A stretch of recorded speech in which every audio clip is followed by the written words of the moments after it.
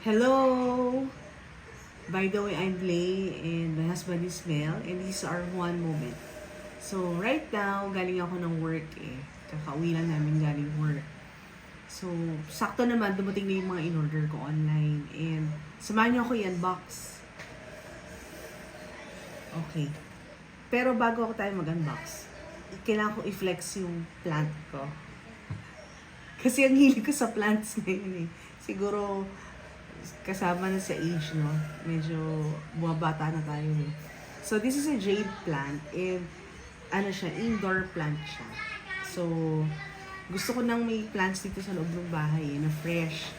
Tapos, second ko na to, yung una, nandun sa labas, pinatry namin ma-revive kasi parang nalanta yung nalanta yung leaves niya. Pero, kaya magpapahelp na rin ako kay Papa kung paano mabuhay yung plants.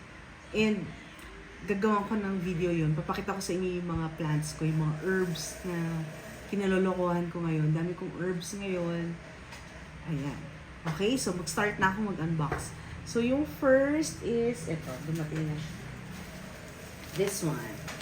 So, ito, in-order ko sa Shopee. Tapos, kaya ako nag-order nito kasi, alam nyo, simula nung pagkagaling namin sa Japan, medyo na-addict ako sa products ng Japan. Actually, na-addict ako everything about Japan. From food to their items, dami skincare, yan, dami kong medyo chocolates, dami kong pina-addict sa Japan.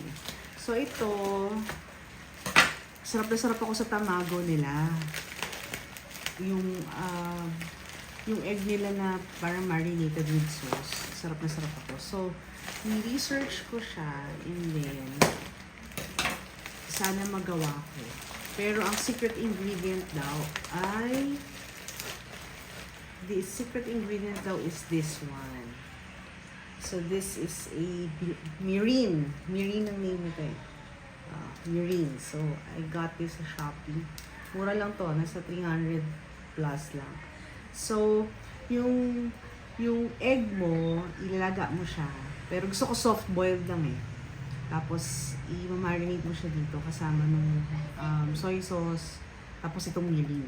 So, pag itatry ko siya, pag nag-work well siya, pag na-achieve natin yung kalasa talaga, sana ma-achieve natin kalasa talaga siya ng tamago sa Japan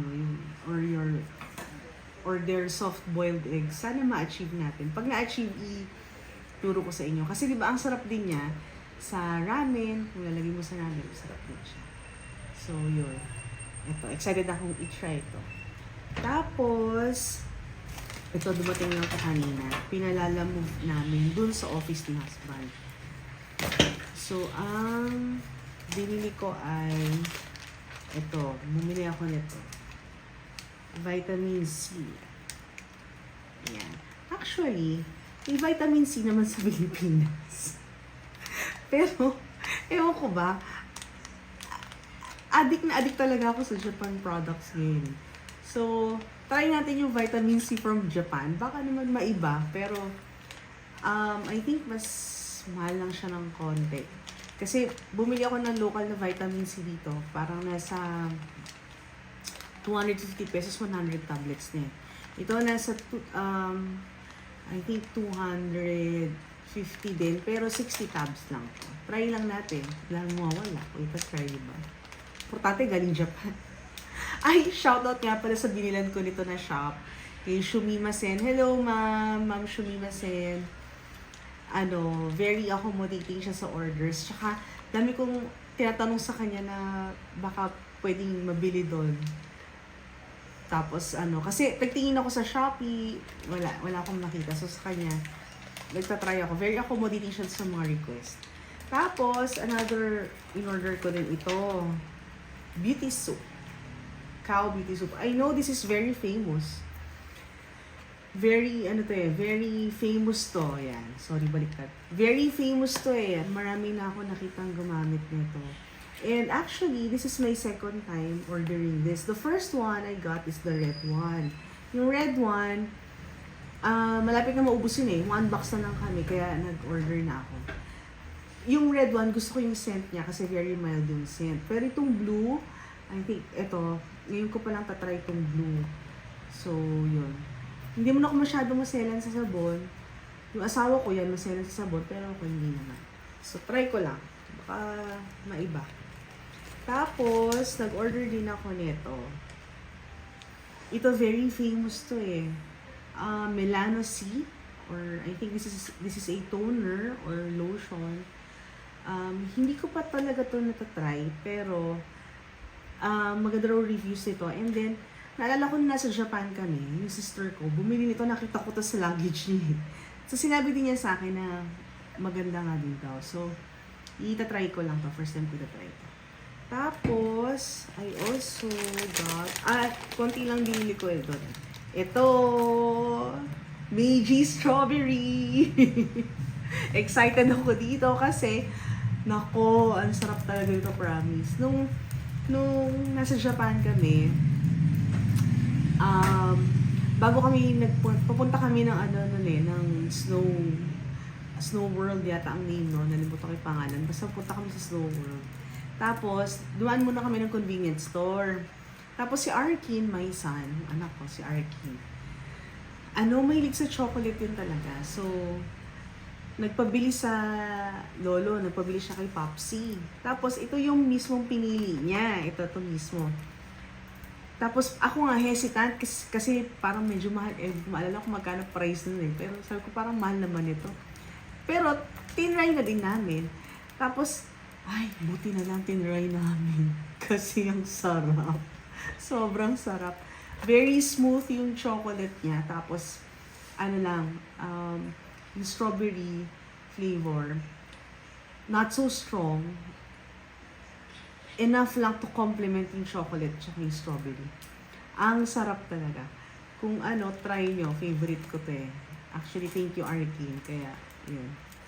Yan. Tapos, isa pang in-order namin ay, ako palang order nito. Itong tiramisu chocolate. Ito, hindi ko pa din to natatry. Pero, famous siya eh. Famous din daw siyang pampasalubong. Hindi ko pa to natry. Kaya, dahil hindi ko pa natatry, ang binili muna namin yung small size muna. Kasi I think merong bigger size to.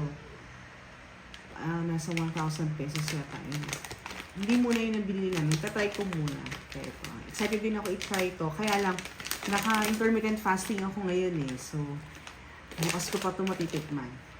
Ayan. Tapos, yun lang pala binili ko. Ayan. So, kung may gusto kayong mga Japanese products, order kay Shumimasen. Kasi, talaga, very accommodating siya sa mga request. Tapos, siguro ipakita ko na rin sa inyo yung mga products that I got sa Japan mismo namin binili. These items, hindi ko pa siya na tatry, no? Yung some na try ko, pero yung tester size pa lang.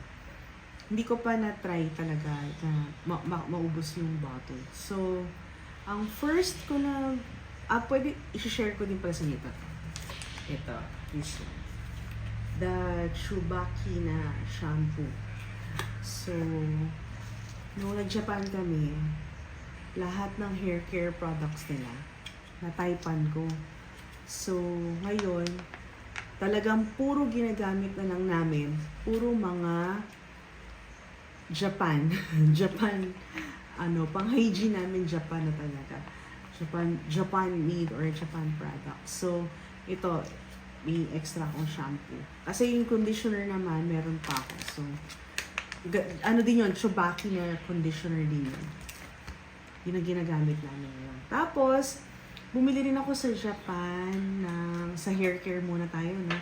So, ito, favorite ko to. Tsubaki Hair Oil. Tsubaki Oil Perfection Hair Oil. Naku, favorite ko to. Actually, to, ni-recommend ng sister-in-law ko. Tapos, especially daw kung nagka-curl ka ng hair, maganda to. Ngayon, mas shiny yung hair, mas ano siya, mas malambot. Tapos yun nga, ang maganda siya, hindi siya mukhang dry. Ngayon, tinitipid ko to kasi wala akong makita dito sa Philippines eh. Although yung sabi ng sister-in-law ko, meron daw, share niya sa akin yung link kung saan niya nabibili dito. Tapos, nagtanong din ako kay Shumima Sen.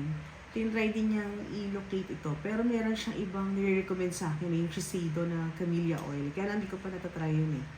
Pero ito, yan.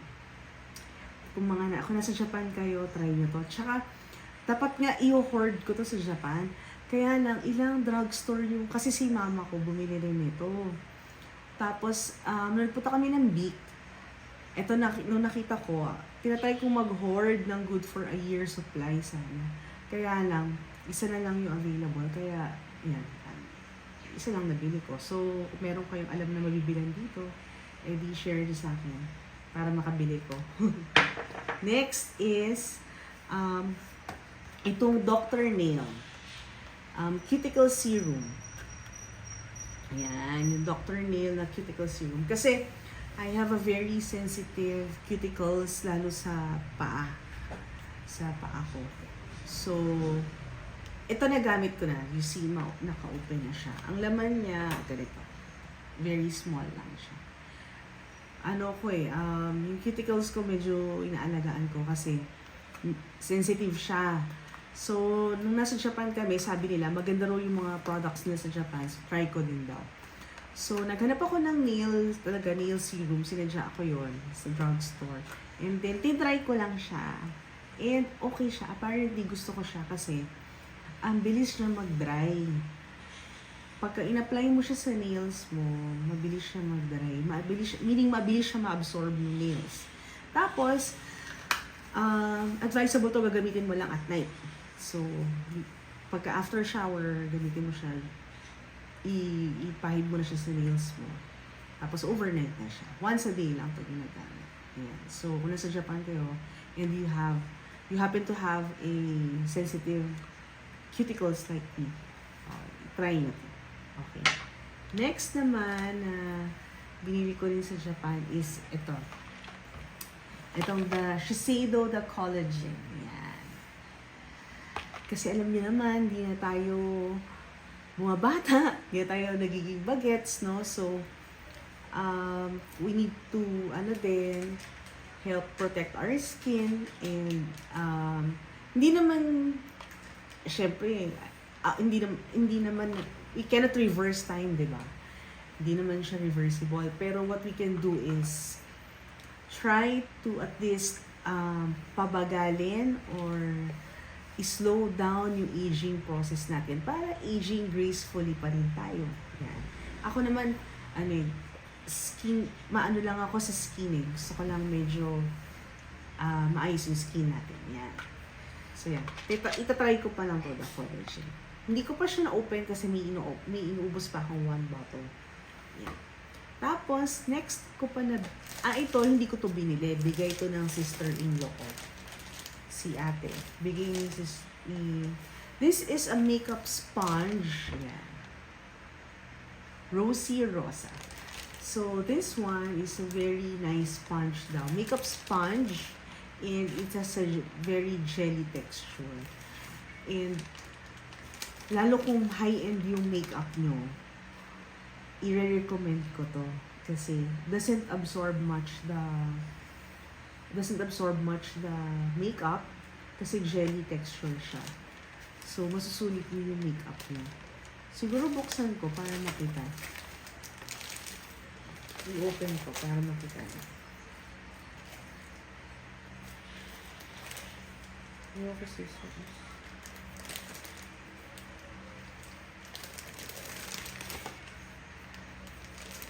Cut na lang natin.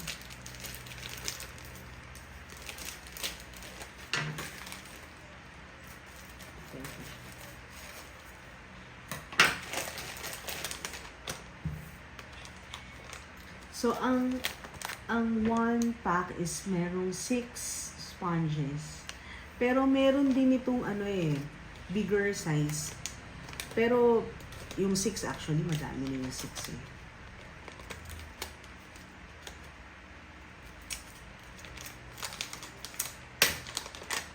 Ayan. So, pwede mo siyang gamitin sa, liquid foundation o kaya concealer. Ako kasi, ma-liquid foundation ako. Talagang ang type ko, liquid foundation. So, ito siya. Ayan. Meron din siya iba-ibang sizes. At saka shapes pala. Meron din siya. See, ito. Ayan siya. Look how dense very dense yung sponge. So, very nice talaga siya. Ayan. So, kung mapadaan kayo ng Japan, bumili na kayo ng 1 year supply or, di ba? Ako nga, Diyos ko, na-addict ako talaga sa Japan products. As in, na-addict ako. Ngayon, pag nag-online ako, nagtitingin ako sa mga online, puro mga Japan products na yung titingnan ko. Ayan. Tapos, meron pa ako, ito, sinave ko yung last products na ipapakita ko sa inyo. Sinave ko talaga for last. Kasi, hindi best product yun talaga. So, isa pa sa mga binili namin sa Japan is, sabi nila, maganda raw ang skincare sa Japan. Kasi diba, they are the makers of Shiseido, yan, Shuimura. So, nagtingin talaga kami ni Mama ng magandang skincare product. So, nung nandun kami sa drugstore, meron na silang mga nire-recommend. Kunyari Shiseido, tsaka Elixir, ganyan. Tapos, ito yung isang binili ko naman, yung Haku na set. Haku, Shiseido Haku. Yan. Okay. Yung Haku is a brand of Shiseido. Under Shiseido company siya. Tapos, actually, nung nasa drugstore ako, meron silang machine to check your skin para they can recommend which skincare is best or mag-work for you, no? So, ako, chinek nila.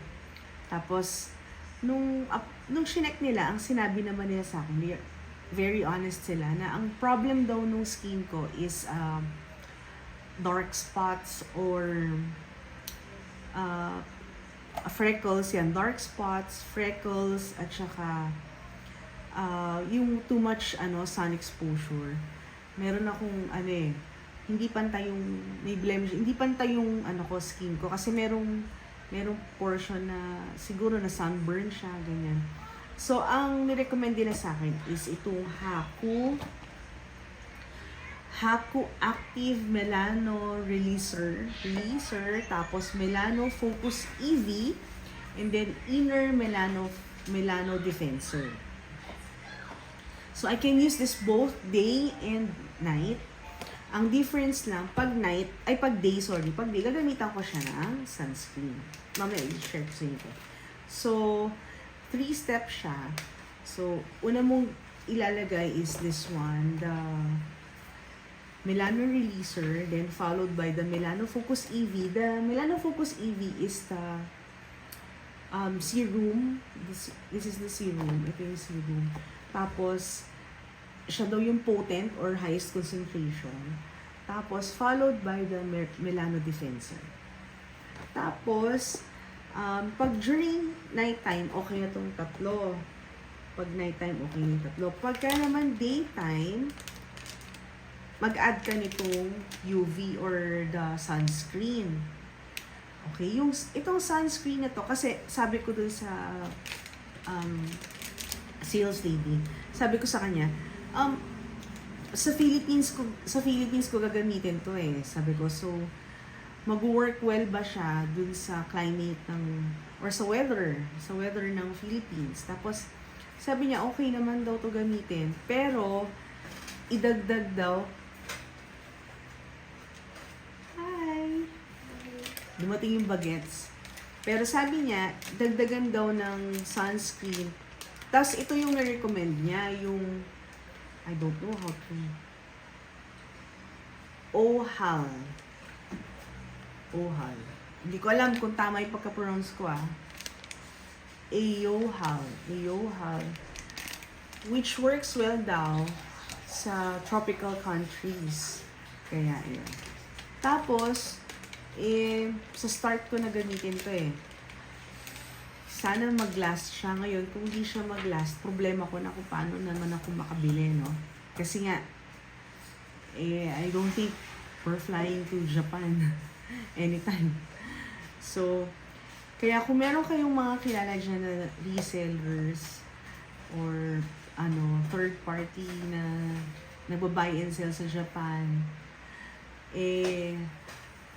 sabihan nyo ako i-text nyo ako, i-PM nyo ako, or i-comment nyo para I can order. Kasi I think ang biggest concern ko lang, pag maubos tong Haku, at saka itong sunscreen, and yung favorite ko, Chubaki, and itong si Rosa, pero 6 sponges pa to. And si Dr. Nick. So, yun lang. Ano pa ba? May nakalimutan pa ba ako? Wala na, I think. So, mas matagal ko na siyang nagamit, i-share ko sa inyo yung buong experience ko using the, Shiseido Haku. Okay? Tsaka pati na rin itong collagen. I-share ko sa inyo. Okay? So, I think that's it. Wala na akong nakalimutan. See you again, Thank you again, everyone, for supporting us and sa pagtiyaga niyo manood ng videos namin. Thank you for supporting us. And, yun lang. Thank you. God bless you all. Bye-bye.